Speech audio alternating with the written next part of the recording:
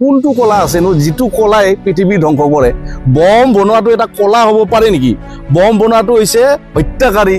পৃথিৱী ধ্বংসকাৰী আমি তেনেকা বুলি জানো মুখ্যমন্ত্ৰী ডাঙৰীয়াৰ ওপৰত কথা ক'ব ইচ্ছা কৰা নাই মই তেখেত বহুত ওপৰৰ মানুহ হয় আতচবাজি বনালে যে হত্যা কৰা হয় সেইটো আমি বিশ্বাস কৰিব নোৱাৰো এতিয়া শাৰদীয় বতৰ পূজাৰ বতৰ দিৱালী সমাগত আৰু আমাৰ অসমবাসী শোকত মিয়মান যে আমাৰ মাজত আমাৰ প্ৰাণৰ শিল্পী জুবিন গাৰ্গ নাই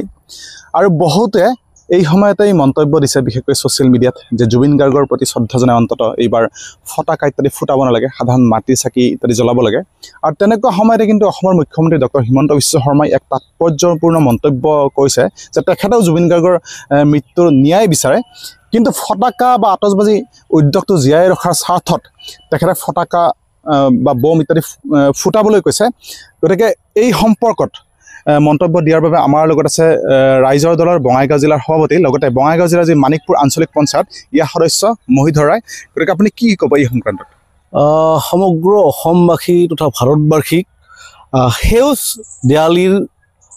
শুভেচ্ছা জ্ঞাপন কৰিছোঁ চাওক দেৱালী হৈছে আপোনাৰ যেতিয়া ৰামে বনবাসত গৈছিল বনবাসৰ পৰা যেতিয়া আহিলে অহাৰ সময়ত সকলোৱে চাকি জ্বলাই কিনে ৰামক আদৰি লৈছিল কিন্তু আজিৰ দিনত যেটো দেখিছোঁ যে মুখ্যমন্ত্ৰী ডাঙৰীয়াই কৈছে যে আতচবাজি মানে বম ফুটাই আপোনাৰ দেৱালী উদযাপন কৰিব লাগে এয়া খুব দুৰ্ভাগ্যজনক কথা এজন অসমৰ মুখ্যমন্ত্ৰীয়ে যদি হেনেকুৱা কথা কয় আজি দেখিব যে ফটকা ফুটালে আমাৰ কি অসুবিধা হয় প্ৰথম কথা হ'ল প্ৰকৃতি ধ্বংস হয় দ্বিতীয় কথা হ'ল পশু পক্ষী সৰু সৰু যিবিলাক পক্ষী আছে সেইবিলাক যেতিয়া ৰাতি ডাঙৰ ডাঙৰ আৱাজেৰে ফটকা ফুটায় তেতিয়াহ'লে সিহঁতৰ চকুত কাৰ্বন ডাই অক্সাইড গুচি যায় আৰু তলত সৰি পৰে খুব পক্ষী মৰি থাকে আৰু পৃথিৱীখন লাহে লাহে যে ধ্বংস হৈ আছে যে এই যে উত্তাপ বাঢ়ি আছে কিবা হৈ আছে ইয়াৰে মূল কাৰণ হৈছে কাৰ্বন ডাই অক্সাইড আমি দেৱালীৰ যোৱাৰ পিছদিনাখন যদি ৰাতিপুৱা উঠি চাওঁ গোটেই পৃথিৱীখন ধোঁৱা হৈ থাকে আমি দেখিছোঁ যে দিল্লীত পলিউশ্যনৰ কাৰণে স্কুল বন্ধ দিব লগা হৈছে গতিকে আমি বিশ্বাস নকৰোঁ যে দেৱালীত ফটকা ফুটাই দেৱালী উদযাপন কৰিব লাগে আমি সেইদিনাখন মুখ্যমন্ত্ৰী ডাঙৰীয়াই কৈছে যে আচলতে এইটো শিল্প কলা আৰে ভাই কোনটো কলা আছেনো যিটো কলাই পৃথিৱী ধ্বংস কৰে বম বনোৱাটো এটা কলা হ'ব পাৰে নেকি বম বনোৱাটো হৈছে হত্যাকাৰী পৃথিৱী ধ্বংসকাৰী আমি তেনেকা বুলি জানো এতিয়া গম পালোঁ বম বনোৱাটো কলা আৰু এটা কথা আমি স্পষ্ট ক'ব বিচাৰোঁ যদি বৰপেটাত কোনোবা ব্যৱসায়ী কলাই যদি সেনেকুৱা কৰি আছে বম বনাই আছে তেতিয়াহ'লে সেই বম বনাওঁতে কিমান টকা খৰচ হৈছে সেইটো আমাক কওক অসমৰ আপোনাৰ 3,50,00,000 মানুহ আছে এটকাকে দি তেখেতসকলৰ বমবিলাক আমি কিনি ল'ম আমি কোনো পৰ্যায় বম ফুটাব দিব নোৱাৰোঁ জুবিন গাৰ্গ সেইদিনাখন আমাৰ মাজৰ পৰা নোহোৱা হ'ল আমাৰ আৱেগটো শেষ হোৱা নাই আমি ন্যায় পোৱা নাই তেনে অৱস্থাত যদি এইবিলাক বিজতৰীয়া কথা কয় এইবিলাক বিশৃংখল কথা কয় তেতিয়াহ'লে অসমখন বিশৃংখল হৈ যাব আমি এতিয়া সুশৃংখল হ'ব লগা হ'ল গতিকে সেইকাৰণে মুখ্যমন্ত্ৰীক আমি সকীয়াই দিছোঁ সতৰ্ক কৰি দিছোঁ দ্বিতীয়বাৰ বম ফুটোৱা বা প্ৰকৃতি ধ্বংস কৰা কথা যাতে নকয় আৰু এইবাৰ দেৱালী কমপ্লিট সেউজ দেৱালী হ'ব আৰু বিনা শব্দত হ'ব শব্দ নোহোৱাকৈ দেৱালী হ'ব বুলি আমি আশা কৰোঁ আৰু দাবী কৰিছোঁ এই মুহূৰ্তত মন্তব্য দিবলৈ আমাৰ মাজত আছে এজন বিজেপিৰ যুৱ নেতা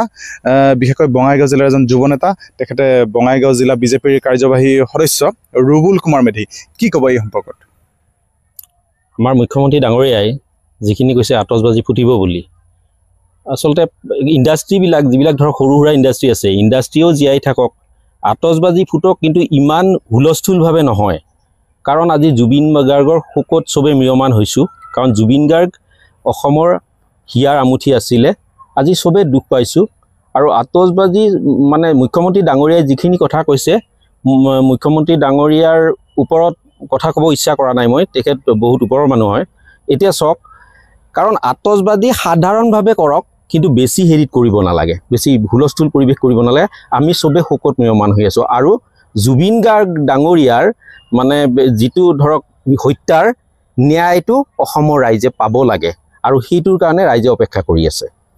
এইখিনি ক'ব খুজিছোঁ আচলতে ৰাইজৰ দলৰ যিজন বঙাইগাঁও জিলাৰ সভাপতি তেখেতে কৈছে যে আচলতে আতচবাজি বা বম বনোৱাটো আচলতে কলা হ'ব নোৱাৰে মুখ্যমন্ত্ৰীয়ে কলা বুলি কৈছিলে কিন্তু কলা হ'ব নোৱাৰে এই বম বনোৱাটো আচলতে তেখেতে মানে হত্যাৰ লগত তুলনা কৰিছে আচলতে হত্যাৰ লগত জড়িত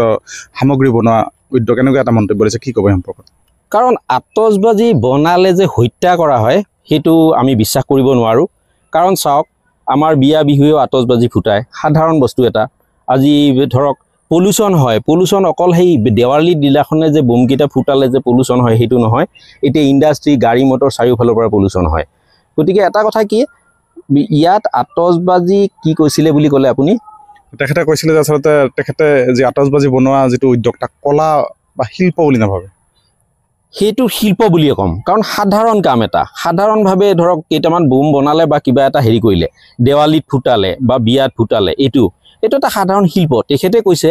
তেখেতৰ কথাখিনি কিমান দূৰ শুদ্ধ হৈছে অশুদ্ধ হৈছে মই তাৰ ওপৰত বিবেচনা কৰিব নোখোজোঁ কিন্তু এটা সাধাৰণ কামটোৰ ওপৰত ইমানখিনি কথা মই ক'ব নোখোজোঁ কাৰণ আতচবাজি যিখিনি ধৰক ফুটোৱাৰ কথা মুখ্যমন্ত্ৰী ডাঙৰীয়াই ক'লে নৰ্মেলি হওক বেছি হ'ব নালাগে চবে মিয়মান আমি জুবিন গাৰ্গৰ যিটো হত্যাৰ যিটো গোচৰ চলি আছে গতিকে এই ক্ষেত্ৰত মই এইখিনিয়ে ক'ব খুজিছোঁ আৰু ২ নম্বৰতে হ'ল কি আপোনাৰ মুখ্যমন্ত্ৰী ডাঙৰীয়াই যি কৈছে ঠিকে কৈছে বুলি মই ভাবোঁ কাৰণ চাওক আইনেও ইয়াতে ভাৰ্ডিক্টটো দিয়ক ধুনীয়াকৈ তেওঁলোকৰ পানিছমেণ্টটো হওক দুখৰ মাজেৰে আমি অলপ সুখটোও বিচাৰোঁ আমাৰ যিখিনি ধৰক আজি ধৰক আমি দেৱালী যিটো মানো সেই দেৱালীটোও মানিম কিন্তু নৰ্মেলি মানে জুবিন গাৰ্গ ডাঙৰীয়া যদি জীয়াই থাকোঁতে আমি যিখিনি কৰিলোঁ হয় তাতকৈ অলপ আমি নৰ্মেলি কৰিম কাৰণ অকল মই নিজেও জুবিন গাৰ্গৰ ক্ষেত্ৰত যথেষ্ট দুখ পাইছোঁ তেখেতৰ গান ভাল পাওঁ তেখেতৰ গান শুনি ভাল পাওঁ আৰু জুবিন দাৰ নিচিনা দ্বিতীয়জন যে অসমত কোনোবা ওলাব সেইটো আমি ভাবিব নোৱাৰোঁ কাৰণ যিজন জুবিন গাৰ্গ মৰিবৰ সময়ত লাখ লাখ মানুহে আজি তেওঁৰ হেৰিত কান্দিছে গোটেই অসমৰ 3,50,00,000 মানুহৰ চকু পানী সেই চকু পানীটো অথলে নাযাব বুলি ভাবোঁ আৰু জুবিন গাৰ্গৰ আইনৰ ভাৰ্ডিক্টটো সঁচাকৈ এটা মানে ভাল ধৰণে হ'ব আৰু আমি আতচবাজি যিটো মুখ্যমন্ত্ৰী ডাঙৰীয়াই কথাটো কৈছে যে সেইটো আমি নৰ্মেলিভাৱে চলাই দিয়াটো মানে বিচাৰোঁ এইখিনি আৰু গতিকে আপোনালোকে শুনিলে যি ফটাকা ফুটোৱাৰ ক্ষেত্ৰত যি কথা মুখ্যমন্ত্ৰী ডাঙৰীয়াই কৈছে এই ক্ষেত্ৰত ৰাইজৰ দলৰ বঙাইগাঁও জিলাৰ সভাপতিৰ মন্তব্য লগতে বিজেপিৰ বঙাইগাঁও জিলাৰ এজন যুৱ নেতা তেখেতৰ মন্তব্য শুনিলে গতিকে আপোনালোকে বিচাৰ বিবেচনা কৰক কোন শুদ্ধ কোন ভুল আৰু এই ক্ষেত্ৰত আপোনালোকে আমাৰ চেনেলত বা আমাৰ পেজত মন্তব্য আগবঢ়াব পাৰে আকৌ লগ পোৱাৰ প্ৰতিশ্ৰুতিৰে ধন্যবাদ